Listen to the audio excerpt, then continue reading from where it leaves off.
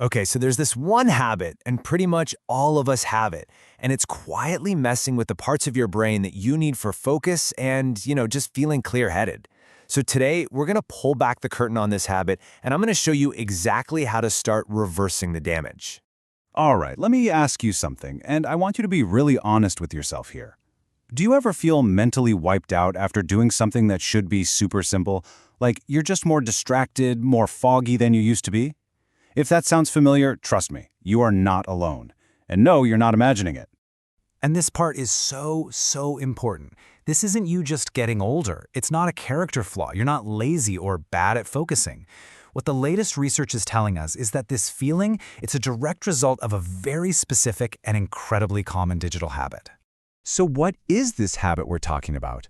Look, it's not just about screens in general. It's the way we use them. It's that endless doom scrolling, right? The constant hopping from one app to the next. And oh yeah, that thing we all do, grabbing our phone the second we wake up. Okay, so the scientific term for this is micro-switching. And it's exactly what it sounds like. Picture this. You pull out your phone just to check the weather. But before you even get the forecast, you've glanced at a news alert, scrolled through a couple of posts, and fired off a quick text. Boom, boom, boom. Each one of those little jumps is a micro switch. It's a tiny hit of new information, a little jolt of digital novelty, and your brain, well, it starts to get addicted to it. And all this constant micro-switching, it's not just a bad habit, it's actually having a real, measurable effect on how well our brains work. So let's dive into the science and figure out what's really going on behind that mental fog. Okay, so the research points to big problems in three key areas. First up, attention. This is that feeling of, I just can't seem to get into the zone anymore. Second, executive function. This is your brain's project manager. When it's weak, you sit down to answer one email, and suddenly an hour's gone by and you're browsing for shoes on Amazon with no idea how you got there. And third, decision-making. We start making more impulsive choices, and even simple decisions can feel totally overwhelming. This quote right here, it just nails it. Every single time you mindlessly scroll, you're literally running a training session for your brain. You're teaching it to crave that constant stimulation instead of settling into deep, focused thought. And get this, it's not just in your head. Behaviorally speaking, these habits are being linked to actual, physical changes in the gray matter of your brain. So brain scans are showing that folks with what's called problematic internet use actually have less gray matter in a couple of critical spots. The first one, the dorsolateral prefrontal cortex. Just think of it as your brain's CEO. It's the boss of focus. The second, the anterior cingulate cortex, is what helps you regulate emotions and make good decisions. But, and this is the most important part, the good news is this is not permanent. You can change this. Okay, so you might be wondering, is this actually happening to me? Let's find out. We're going to do a super quick self-test to see where you stand. All right, let's play a quick game. It's the Put a Finger Down challenge. You ready? Put a finger down if you can't get through more than a page or two of a book without an itch to grab your phone.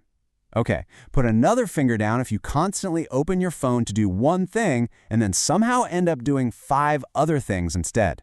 And finally, put a third finger down if you feel that mental clutter, that fatigue after doing tasks that really shouldn't be that hard. So, how many fingers are down? If it's 3 or maybe even more, it's probably time to start thinking about a little brain retraining. But here's the best part of this whole thing. Your brain is amazing. It's incredibly plastic, which means it can change. So enough about the problem, let's pivot to the solutions. Let's talk about the toolkit you can use to build a stronger, sharper brain. The absolute key here is a shift in mindset. We need to stop training for distraction and start training for focus. So we're moving away from that old habit of mindless scrolling at micro-switching and into this new habit of doing what we'll call focused deep work reps. So what in the world are deep work reps? Honestly, the best way to think about it is like going to the gym for your brain. It's interval training for your attention. You start small, right? You just set a timer for, say, 10 minutes, or maybe 30 if you're feeling ambitious, and you focus on one single thing. No notifications, no distractions. Then, when the timer goes off, you take a short break. That's it. You're building that focus muscle, one rep at a time.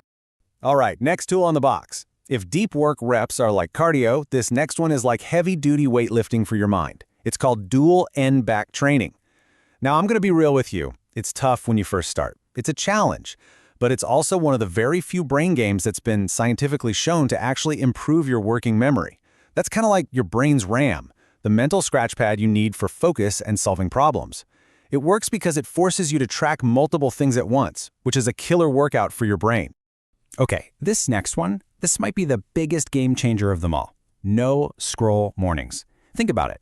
Your morning really sets the tone for your entire day. So the rule is simple but powerful. For the very first hour after you wake out, you avoid all phone feeds. No digital novelty.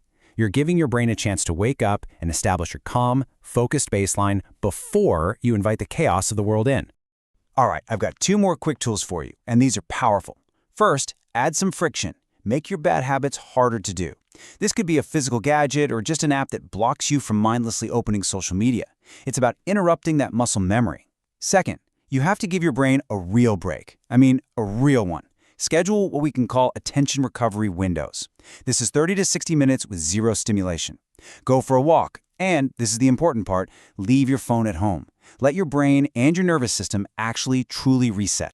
Okay, I know that was a lot of different tools and ideas, so let's wrap it all up into a simple step-by-step plan you can start using like today.